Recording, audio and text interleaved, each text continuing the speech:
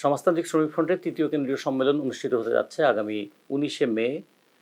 এটা ঢাকার কেন্দ্রীয় শহীদ মিনারে অনুষ্ঠিত হবে।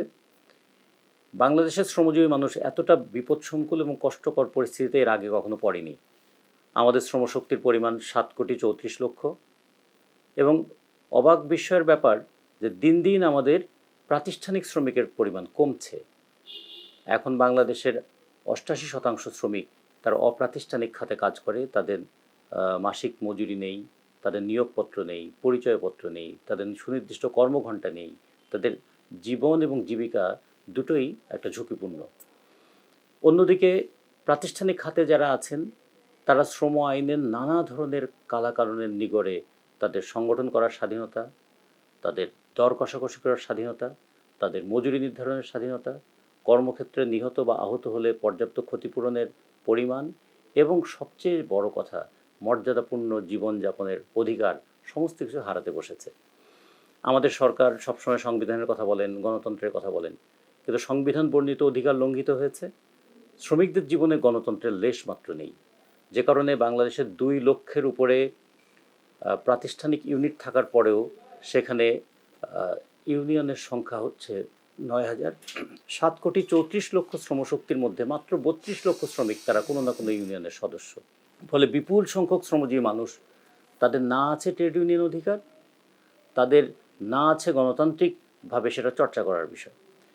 বাংলাদেশ হচ্ছে পৃথিবীর 2য় বৃহত্তম গার্মেন্টস রপ্তানিকারক দেশ।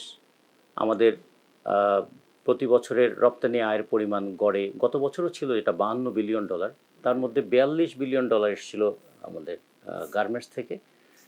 পৃথিবীর 2য় বৃহত্তম গার্মেন্টস রপ্তানিকারক দেশ, কিন্তু পৃথিবীর সর্বনিম্ন গার্মেন্টসের মজুরির দেশ বাংলাদেশ। 29টা দেশ পৃথিবীতে গার্মেন্টস দ্রব্য রপ্তানি করে, তাদের মধ্যে সর্বনিম্ন মজুরি বাংলাদেশের শ্রমিকদের। বাংলাদেশ গোটা পৃথিবীতে শ্রমশক্তি রপ্তানিকারক দেশ। 1,32,00,000 শ্রমজীবী মানুষ পৃথিবীর 169টা দেশে কাজ করে। নিজের দেশে তারা যেমন প্রতিনিয়ত প্রতারিত হয়, ঠিক তেমনি দেশের বাইরে গিয়েও তারা প্রতারিত হয়।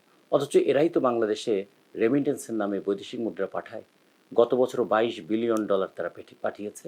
তাদেরও না আছে সংগঠিত হওয়ার অধিকার, না আছে বিদেশে যাওয়ার নিরাপদ ব্যবস্থা, কিংবা তারা লাশ হয়ে ফিরে এলেও সে ক্ষতিপূরণের পর্যাপ্ত ব্যবস্থা। বাংলাদেশের আর একটা বড় খাত আমাদের পরিবহন খাত। আমরা জানি যে পরিবহন হচ্ছে রক্ত প্রবাহের মতো। কৃষিপণ্য শহরে আসে, শিল্পপণ্য শহর থেকে গ্রামে যায়, এবং আমাদের রপ্তানি আয় কিংবা আমদানি পণ্য পুরোটাই আমাদের পরিবহন খাতের মধ্যে দিয়েই এটা পরিচালিত হয়। 51 লক্ষ পরিবহন শ্রমিক, তাদের কর্মঘণ্টা আন্তর্জাতিক বিধান অনুযায়ী 5 ঘন্টার বেশি এক নাগারে গাড়ি চালানো কোনোভাবেই স্বাস্থ্যসম্মত নয় এবং কোনোভাবেই এটা গ্রহণযোগ্য নয়। কিন্তু আমাদের পরিবহন শ্রমিকরা 12 ঘন্টা 14 ঘন্টা পর্যন্ত তাদের গাড়ি চালাতে হয়। তাদের না আছে নিয়োগপত্র, না আছে তাদের পরিচয়পত্র, না আছে তাদের চাকরির নিশ্চয়তা। বাংলাদেশের নির্মাণ শ্রমিকরা দেশের অর্থনীতি একটা বিরাট ভূমিকা পালন করে। 40 লক্ষের উপরে আমাদের নির্মাণ শ্রমিক, কিন্তু সেই নির্মাণ শ্রমিকদের কোনো ধরনের সংগঠিতভাবে অধিকার আদায়ের কোনো জায়গা যেমন নেই, ঠিক তেমনি তাদের জন্য একটা মজুরি বোর্ড থাকলেও সেই মজুরি বোর্ডের নির্ধারিত মজুরি তাদের জন্য বাস্তবায়িত হয় না।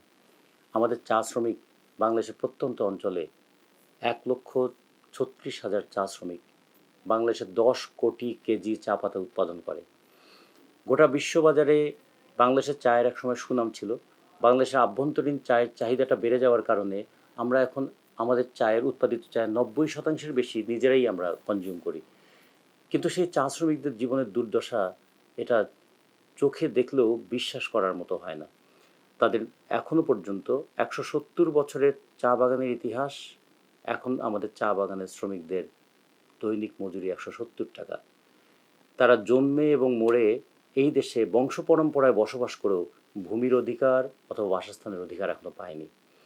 তাদের না আছে পয় নিষ্কাশনের সুবন্দোবস্ত, না আছে অবসরকালীন সেই নিরাপত্তা এবং নিশ্চয়তা, এবং না আছে তাদের পুষ্টিকর খাবারের কোনো নিশ্চয়তা। সব কিছুর বিনিময়ে যে মজুরি, সেই মজুরি হচ্ছে তাদের সবচেয়ে কম।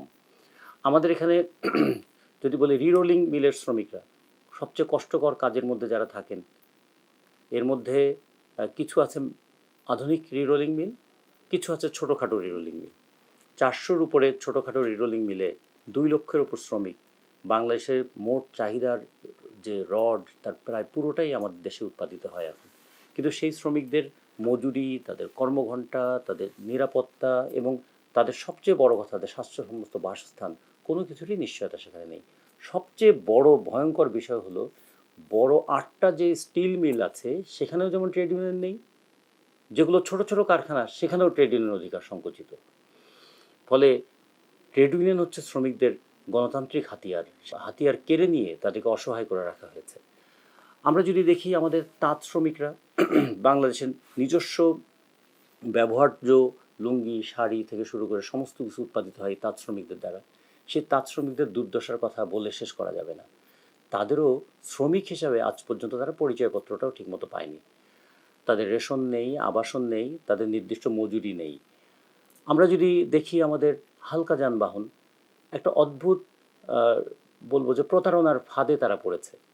তারা যখন লাইসেন্স নেয় বিআরটিএ থেকে, সেখানে তাদেরকে হালকা যানবাহনের চালক হিসেবে লাইসেন্স নেওয়া হয়, কিন্তু শ্রম আইনে হালকা যানবাহনের চালক হিসেবে তাদের ট্রেড ইউনিয়ন করবার অধিকার এখনও নিশ্চিত হয়নি।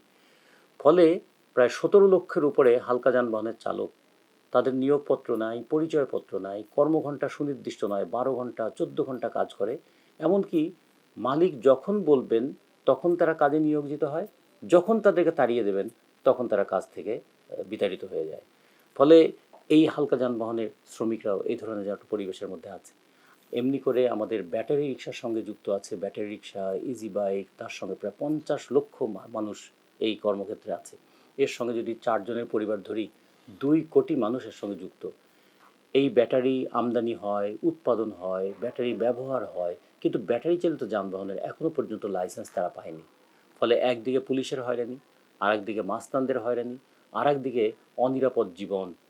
50 লক্ষ মানুষ এই জীবনযাপন করছে। আমরা যদি এর বাইরে দেখি আমাদের পাদুকা শিল্পের শ্রমিকরা যারা, বাংলাদেশে এখন লেদার ইন্ডাস্ট্রি 5টা আমাদের যে বিলিয়ন ডলারের এক্সপোর্ট আছে তার মধ্যে লেদার একটা। কিন্তু সেই লেদারের সঙ্গে যুক্ত যে শ্রমিকরা, তারা কেমিক্যালসের সংস্পর্শে থাকে অথবা ক্ষুদ্র পুঁজি নিয়ে যারা পাদুকা শ্রমিক হিসেবে কাজ করে, তাদের জীবনের দুর্দশা আমরা চোখে দেখে কষ্টটা অনুভব করি, কিন্তু তাদের পাশে দাঁড়াবার মতো আইনি কোনো সহায়তা আমাদের এখানে নেই। কিংবা আমাদের যদি বলা হয় এখন ওষুধ শিল্পে বাংলাদেশ স্বয়ংসম্পূর্ণ হয়েছে, নিজের দেশের চাহিদার 97% ওষুধ আমাদের দেশে তৈরি হয়। এই কথা আমরা গর্বের সঙ্গে বলি, কিন্তু ওষুধ শিল্পের সঙ্গে যুক্ত যে শ্রমিকরা, সেই শ্রমিকদের কথা কি কখনো আমরা ভেবে দেখেছি যে কতটা কারখানায় ইউনিয়ন আছে, কতটা কারখানায় শ্রমিকদের নির্দিষ্ট মজুরি আছে, কতটা চাকরির নিশ্চয়তা এবং নিরাপত্তা আছে? কিংবা আমরা যদি অন্যদিকে দেখি যে আমাদের বাংলাদেশের ওষুধ বিপণনের সঙ্গে যুক্ত মেডিকেল রিপ্রেজেন্টেটিভ যাদেরকে বলা হয়, এরকম লক্ষ লক্ষ তরুণ যুবক যারা কাজ করছে, তারা মর্যাদাপূর্ণ একটা জীবনের সন্ধানে এই কাজে আসে, অমর্যাদাকর জীবনযাপন করতে বাধ্য হয়। এমনি করে আমরা দেখেছি বাংলাদেশে প্রায় 400টার উপরে খাত আছে।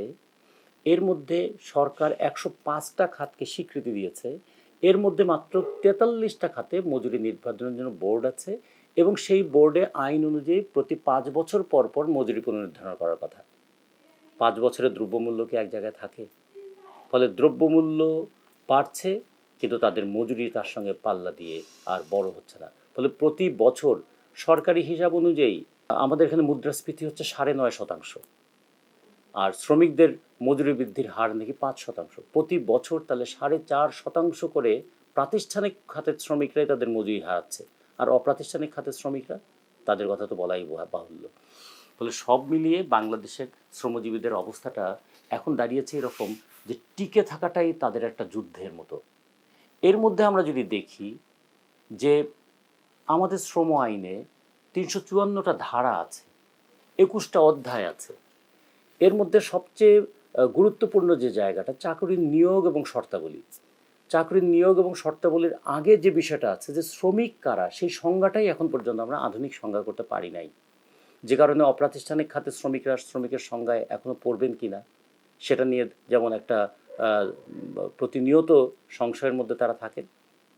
পাশাপাশি আর একটা বিষয় এখানে খুবই ভয়ঙ্কর বিপদ হিসেবে শ্রমিকদের মধ্যে আছে, যেটা হলো আউটসোর্সিংয়ের নামে কর্মক্ষেত্র থেকে শ্রমিকরা বিতাড়িত হচ্ছে। তাদের না আছে নিশ্চয়তা, নিরাপত্তা, না আছে ভবিষ্যৎ জীবনের কোনো স্বপ্ন দেখার সুযোগ। প্রতিদিনের বর্তমানটাই তাদের আতঙ্কের মধ্যে কাটতে হয়। আজকে চাকরি আছে, আগামীকাল থাকবে কি?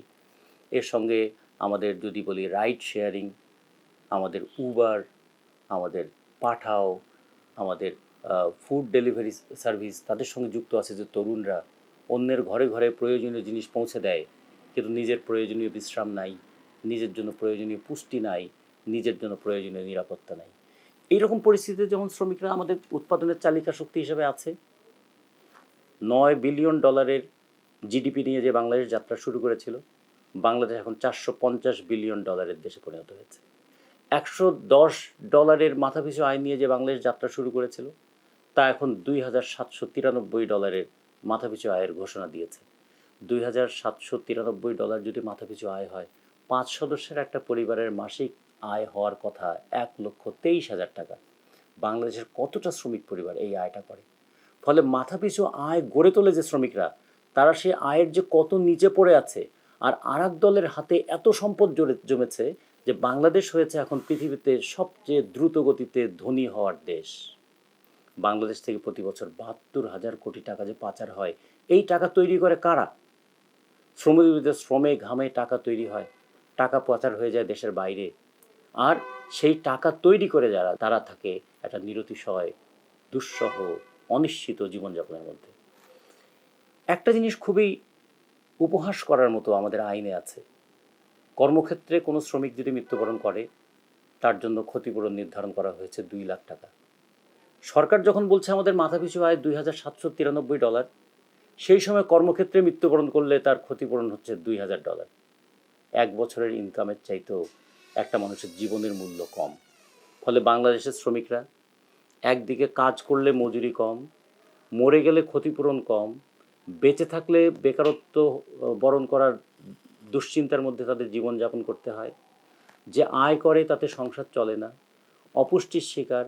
বাংলাদেশে প্রতি 3টা শিশুর মধ্যে একটা শিশু অপুষ্টিজনিত কারণে খাটো হয়ে আছে, এবং এই শিশুরা সবই হচ্ছে আমার শ্রমজীবী পরিবারে।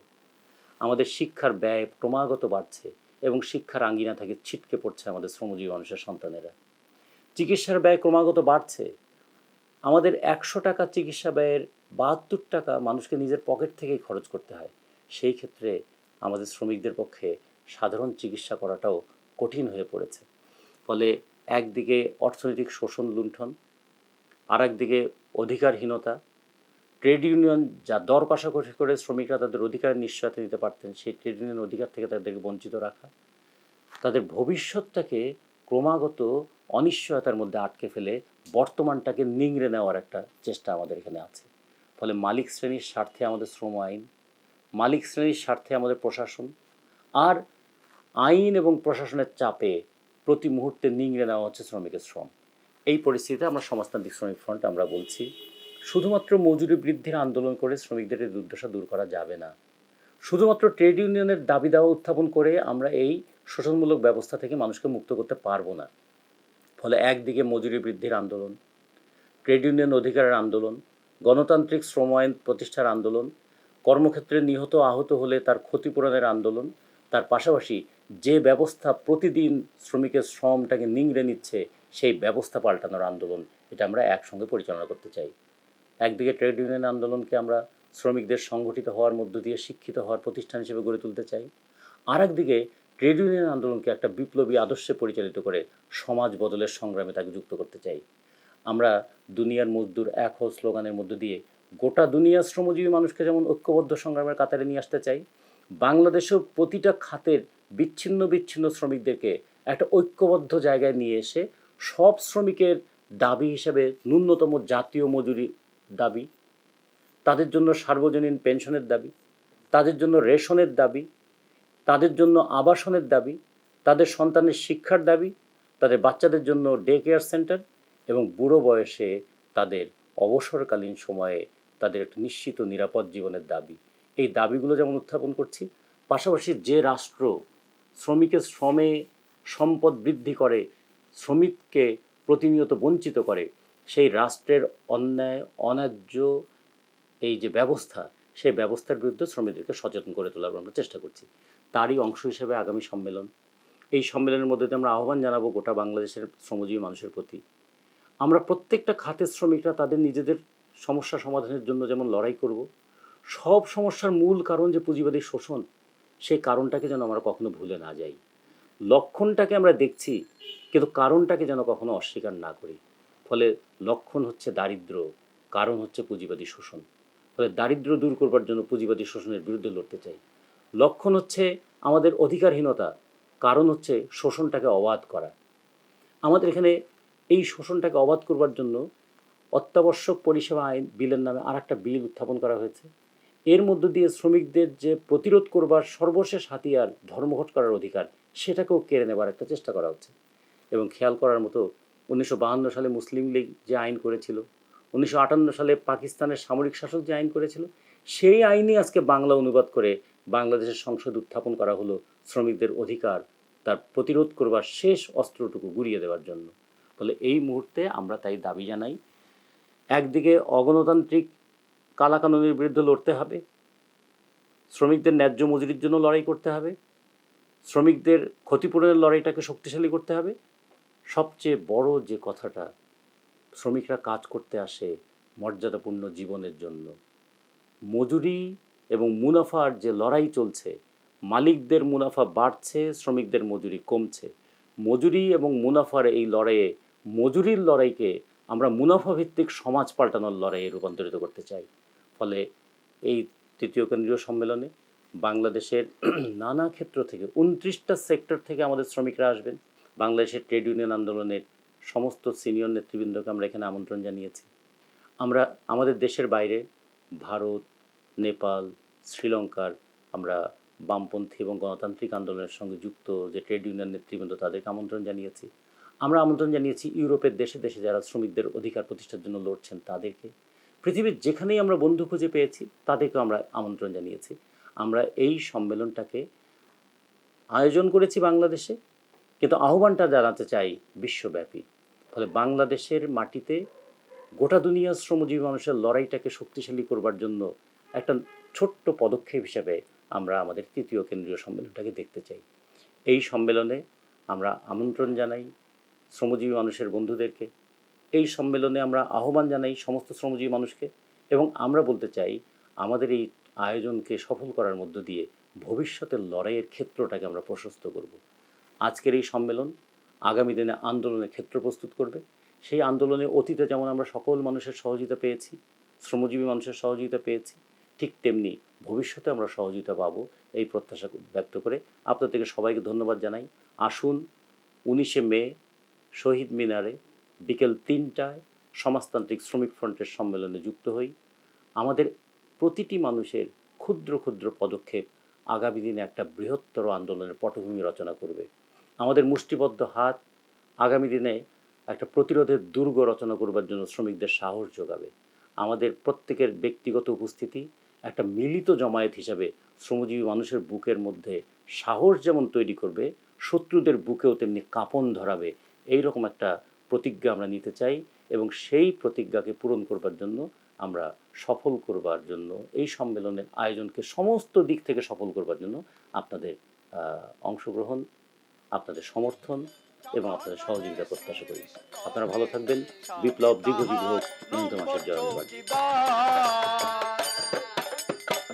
বাচ্চাকে পিঠ কুমড়া করে, পাতি তুলে জলে ঝরে। বাচ্চাকে পিঠ কুমড়া করে, পাতি তুলে জলে ঝরে।